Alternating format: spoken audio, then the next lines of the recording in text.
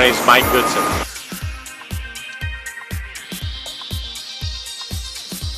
I grew up in St. Louis. Dad did real well. We had money. Overnight we lost it all, and Dad committed suicide. And my view of Jesus then was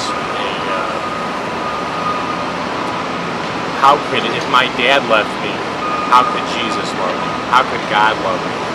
So I started drinking, and I had a very bad drinking problem. I got to the point where I had lost everything. In 7 years I was drinking.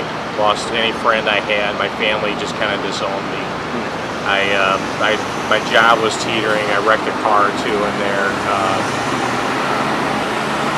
And by the time I lost my home, I met a guy at the church, and they kind of took me in. The Beauchamp family brought me in their home, and when I lost my home, they let me live there.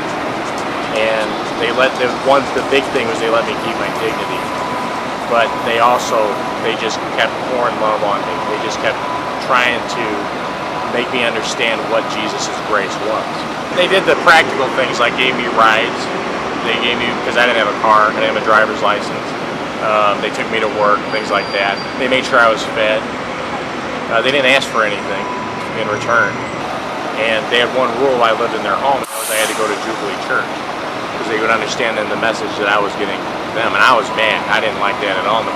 First walked into Jubilee Church, and I had my coat and tie on and walked in, and these people are in shorts and t-shirts and jumping around and praising God, and I thought, these people are just insane. This is not anything I'm used to.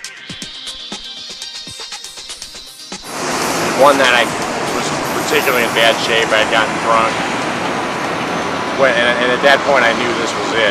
Went to Jeff, and he said something that just made me understand who Jesus was. He said, "There's nothing you can do to disappoint me." And I just started crying, and it made me realize who Jesus was, who God was, and what this whole thing was about.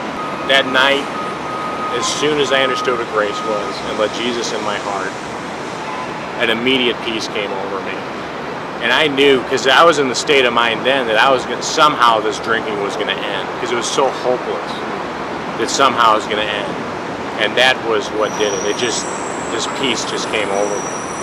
Pretty soon after, I knew that I was God's son now. That this dad who had abandoned me was now putting me in his family. And he had a huge inheritance for me. He had a huge plan for me. And it felt like being a son again. And the security came back. You know what I'm saying? This despair went away. So it was like being in a family again. God sent Jesus to save us and open up a life that we could never have even dreamed of. A life that we just, in our despair, could never have dreamed of. And he put Jubilee around us as a family because he wants us to live in that kind of community.